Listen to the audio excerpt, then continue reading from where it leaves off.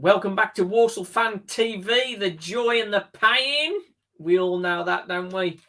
Right then, today we have match preview of Walsall against Barrow, and we have great pleasure in introducing Mike, all the way from Texas. He's a Barrow fan. How you doing, Mike? Good afternoon, guys. Or good morning for me. Yeah, you're 6 hours away, aren't you? That's it. Yeah, so it's 7 a.m. in the morning here. Got you. Okay. Right then. Well, first of all, you're a Barrow fan in Texas. Now that's a bit strange. So you're obviously maybe from Barrow That's originally. Correct. Yeah. So how long you been in Texas? I've been over here for almost 19 years. It'll be 19 years in March. That's it. And do you miss the lovely weather that you had in Barrow? No. I miss England and like the crack and the differences that we have over there. I really miss that, but not the weather. No. When you said you were from Texas, I expected a big hat and a horse. Yeah, and a horse. Yeah, because it's quite hot over there, isn't it? Howdy, y'all. Howdy, y'all. Yes, I did on my channel. On my channel, I did an American accent on one of my how to save money videos that I did sort of a couple of years ago. So that might be worth people having a look at if they get the chance. But we're here to discuss Walsall Barrow, and just the quick stats. Barrow sitting 11th on 17 points. Walsall 16th on 16 points. Walsall had an upturn in form, which we were more than happy to see. And at Barrow, things have sort of started off very well in the season, but it's sort of not gone very well for you the last 3 or 4 games. I bet you're really pleased with the start you had after last season, because like Walsall, you had a very poor season last season.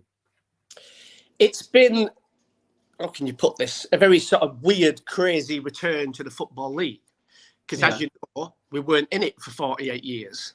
So we've survived and struggled and floated around the glue leagues with zero chance of ever coming back until recently when the conference started allowing it.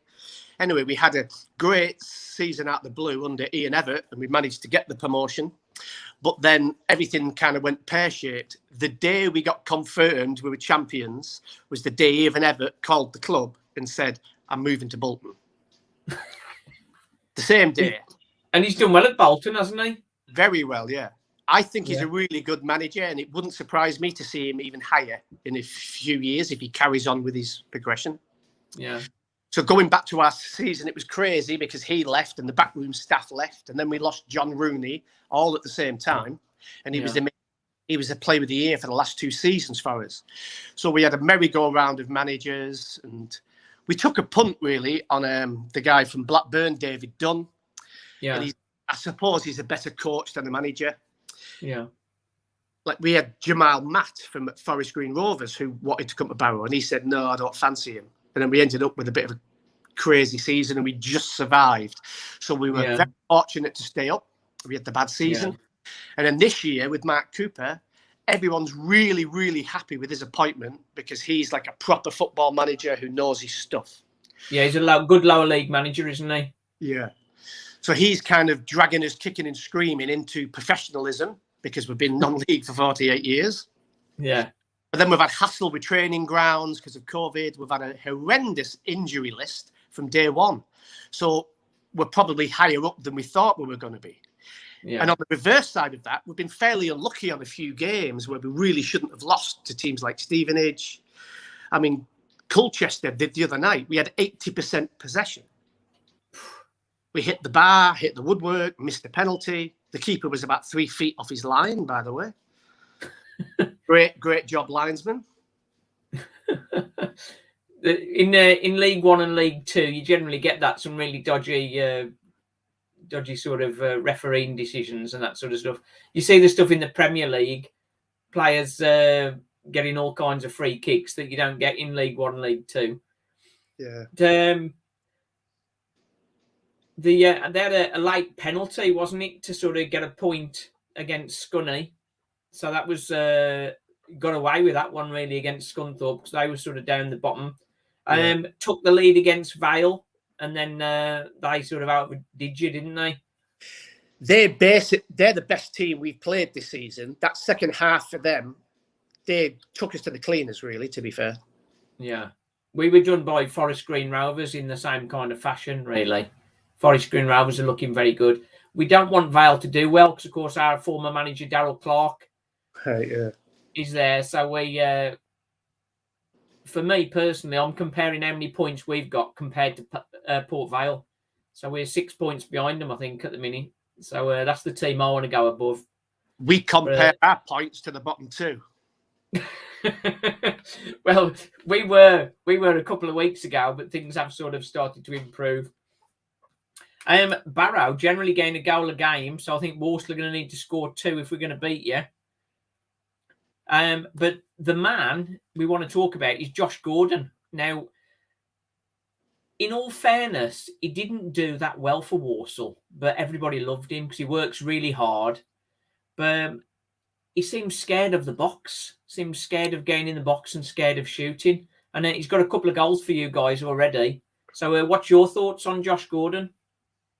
He's everything you've just described, except we love him because his work rate is phenomenal for a forward. Yeah. And a crazy stat came up last week or the week before. He's in something like the top 3 in the league for tackles won. But that doesn't surprise me. That doesn't surprise me. Josh Gordon, that for me, where we were disappointed with him, because we offered him a new contract and he turned it down. He needs to score more goals. He's scared of shooting, really. But I mean, he does everything else. I think perhaps he'd probably better off as a midfielder than a striker. Yeah. Now, to be fair, I didn't know that much about him previously because, again, we've been non-league for 48 years, so you kind of concentrate on the leagues you're in. Yeah. So I can wax lyrical about that all day long. So we're new to the league, and I didn't know his previous clubs, but I knew he was at Walsall. But I don't know if we're getting better out of him because, yes, he's only scored a couple, but he's also been pretty unlucky. He's had 2 or 3 that have smashed against the woodwork and come out. He's had that have just been inches past the post. So I think he might be pulling the trigger more, which is definitely needs.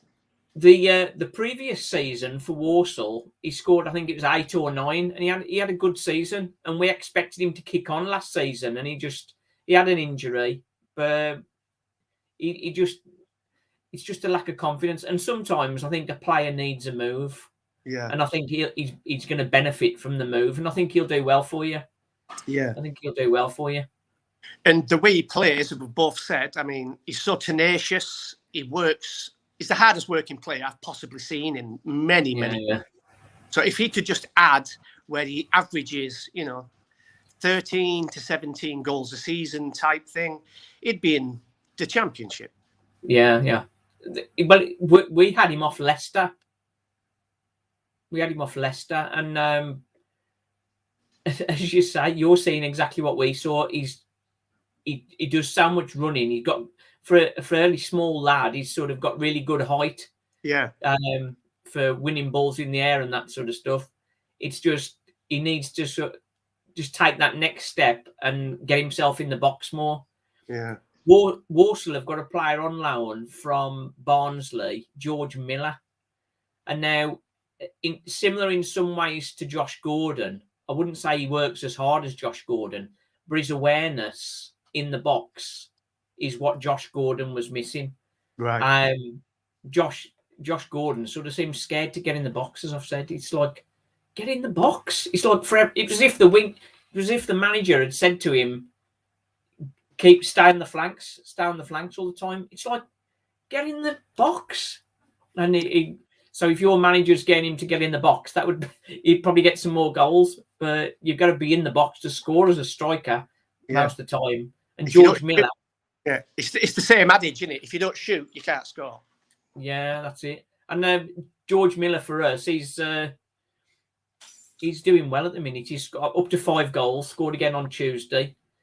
And his goal on Tuesday, somebody else shot and it deflected to him, and he just turned around and slotted it in because he was in the right place. Yeah. And and that's what's the difference, I think. What's your thoughts on the game? You think? What's your prediction? I'm probably going for a 2-2. 2-2. Okay. I know they're sort of they're like a late goal, don't they, Barrow? Yeah. But for Walsall, I think we've definitely turned the tide. We had a very bad start to the season, lost the first 3. But I think we've got more points in the last 4 games than we had in all of the previous. And I think Walsall, I'm going to go for 2-0. I think we're sort of starting to look tighter at the back. We do have some issues at our left centre-back and left-back. Manny Month and Stephen Ward are a little bit on the slow side. Stephen Ward's the ex-Republic of Ireland international. So he's a wily character, but he does get caught out with pace. So we'll have to see what troubles we have on that side. But I mean, other than that, Walsall are fairly solid, really. But you think Barrow will be passing it around quite a lot? It depends on which Barrow turn up, because I think, we've got the new manager and we're still kind of coming to grips with everything. Yeah. Because, like I said, we had training ground issues. Because, as you know, Barrow's got a unique location, so to speak. So we actually train in Manchester, in the Manchester area. Yeah. And we've been floating around different areas because of COVID. We had a shared, university sort of campus facility. But of course, you're at the mercy of other people using it. And that wasn't flying with COVID. So then we moved somewhere. And we moved to Hopwood Hall and we had to move on. So that's settled down now. So we're slowly, hopefully, going to bear fruit from there. Yeah. But we can play football and we do knock it around from time to time. And we're pretty good down the flanks, which is what you were saying your concern was. So we can get at you down the flanks. But then at the moment, our striker Zanzala's got off the boil totally. Yeah. I think Oliver Banks is your top goal scorer at the minute. He scored a couple of penalties, I think, hasn't he? Yeah. I think he's got 6 now. Yeah. And he missed the penalty just gone where the goalie was 3 feet line. So maybe I had another one. That was it. Was that Scunny, the last one out? Yeah. I think it was Scunthorpe. Yeah, they were bottom of the league. So it was Scunthorpe. Sorry, I said Scunthorpe. It might sound strange, but we've got a Scunthorpe fan that lives in Thailand that follows our channel. So he'll be interested in the comments for that. But he's not expecting Scunthorpe to have a good season. He's sort of looking for 3rd from bottom as his optimistic position to finish. It was a very strange game against us because the game started fast as per usual, but then they kind of into it more. And to be fair, I was amazed we weren't 3 down at half time. We had just an awful first half. Yeah. Second half was the polar opposite. Even though we kept possession and had more possession in the first half, we should have been 2, if not 3 down. But then the second half, after a slowish 15 minutes, we just blitzed them in the last 30 minutes. And we should have really scored 2 or 3 more. But we just, as I say, hit the post, hit the bar, off the line, missed the penalty. We've sort of struggled. I think some of our early struggles have been late in the game, sort of almost fitness issues, really. Sort of late in the game, we've sort of struggled.